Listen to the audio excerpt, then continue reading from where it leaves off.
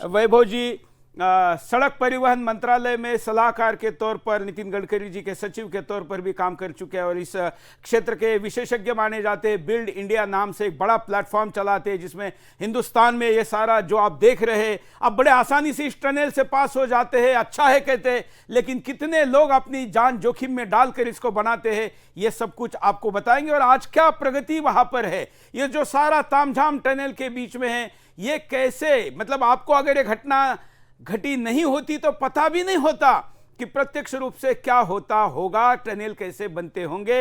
वैभव जी, जरा आप भी अपनी तरफ से बताइए कि ये जो टनल दिख रहा है ये क्या इसका महत्व है, कौन से हाईवे पर बन रहा है, ये बनने से क्या फायदा होने वाला है और ये जो लोग फंसे हुए कैसे फंसे हुए हैं। बिल्कुल, धन्यवाद सुरेश जी।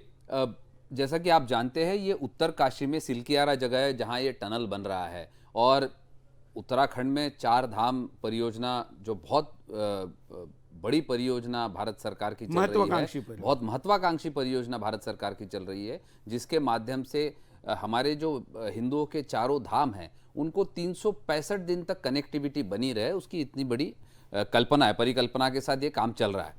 उसी का एक भाग है ये उत्तरकाशी में बन रहा सिलकियारा टनल, क्योंकि पहाड़ों में उत्तराखंड में हम जानते हैं कि बड़े बड़े सड़क बनाने से कई प्रकार के चैलेंजेस आते हैं और इसलिए जहां ये कठिनाई ज़्यादा है वहां इस प्रकार के टनल बनाए जाते हैं।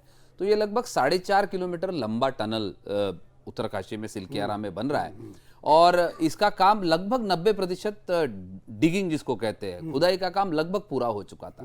4.5 किलोमीटर का जो टनल है उसके दोनों पोर्टल पर एक साथ काम चल रहा है, एक सिलकियारा साइड में चल रहा था और दूसरा बारकोट साइड में चल रहा है। सिलकियारा साइड से लगभग 2200-2300 मीटर का डिगिंग होकर ये मजदूर जो है जो अभी उस टनल में हादसे के कारण फंस गए हैं, वो मजदूर सिलकियारा साइड से अंदर जाकर डिगिंग करके आगे काम कर रहे थे। लगभग 2200-2300 मीटर अंदर जो पोर्टल जो हम अभी दिखा रहे हैं उस पोर्टल से अंदर 2200-2300 मीटर वो लोग गए हुए थे। मतलब करीब 2.5 किलोमीटर, लगभग 2.5 किलोमीटर, मतलब एक तरीके से बीच में होगा, अगर 4.5 किलोमीटर का है तो बिल्कुल बीच में हो गया। और उस तरफ से बारकोट से जो काम हो रहा है वो भी लगभग 1600 मीटर काम हो चुका है। इसलिए मैंने कहा 90% के लगभग टनल का खुदाई का काम पूरा हो चुका है, केवल 400-500 मीटर का काम बचा है, उसके बाद ये टनल थ्रू हो जाता, तो 90% काम हो चुका है। अब अनफॉर्चुनेटली सिलकियारा साइड से बीच में, क्योंकि हम सब लोग जानते हैं, बहुत सारे व्यूअर्स दर्शक जानते होंगे, भारत में जो हिमालयन रेंज है पूरी हमारी पहाड़ों की, उसको बहुत युवा माउंटेन कहा जाता है और उसके कारण उसमें रॉक फॉर्मेशन नहीं हुआ है, क्योंकि जो एक प्रक्रिया होती है नेचर की,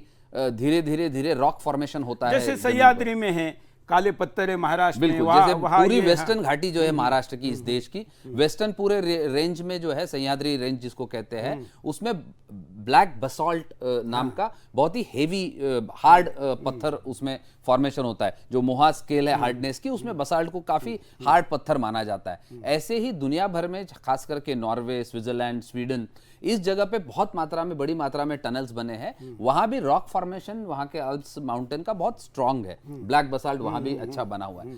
तो हिमालयन रेंज की जो हमारी सबसे बड़ी चैलेंज है वो कि हमारा वहां का जो जियोलॉजिकल स्टेटा है वो बहुत ही रेत की तरह है और उसके कारण वहां टनल बनाना ये बहुत ही बड़ा इंजीनियरिंग चैलेंज होता है। और बाकी सामान्यतः ये देखा जाता है कि एक जैसा होता है बाकी जगह पर। उस दिन गडकरी जी के हम प्रेस कॉन्फ्रेंस देख रहे थे, वो बोल रहे थे कि जितने प्रकार होते होंगे उतने सारे प्रकार इसमें हैं। तो मतलब अगर सामान्य भाषा में दर्शकों के लिए कहा जाए तो जब टनल की खुदाई शुरू करते हैं तो वो खुलजा सिमसिम की तरह काम होता है कि जब टनल खुदाई शुरू करते हैं तो अंदर जाके पता चलता है, नए नए रोज आश्चर्य लोगों के सामने आते हैं। मैं एक छोटा सा उदाहरण बताना चाहूंगा।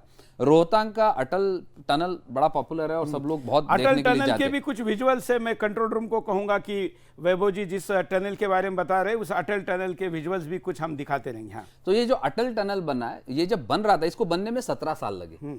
उसकी पुराने सरकार की डिले के बावजूद जो सबसे बड़ा इंजीनियरिंग चैलेंज अटल टनल में आया था वो इसलिए आया था कि अटल टनल में काम करते करते ऊपर से खुदाई के ऊपर उनको एक नाला मिला और उस नाले से लगभग 300 लीटर पानी पर मिनट टनल में गिरना शुरू हुआ और उसको ठीक करने में अटल टनल है जी। शायद इस वीडियो में आप भी है क्योंकि गडकरी जी परिवार के साथ पिछले दिनों जब ये गए थे तो आपने बिल्ड इंडिया में इसका वीडियो बनाया हुआ। जी। हाँ। तो 300 लीटर पर मिनट पानी गिरने लगा। अब जब इतना पानी गिरने लगा तो उसको ठीक करने में ही लगभग 7 साल लग रहे।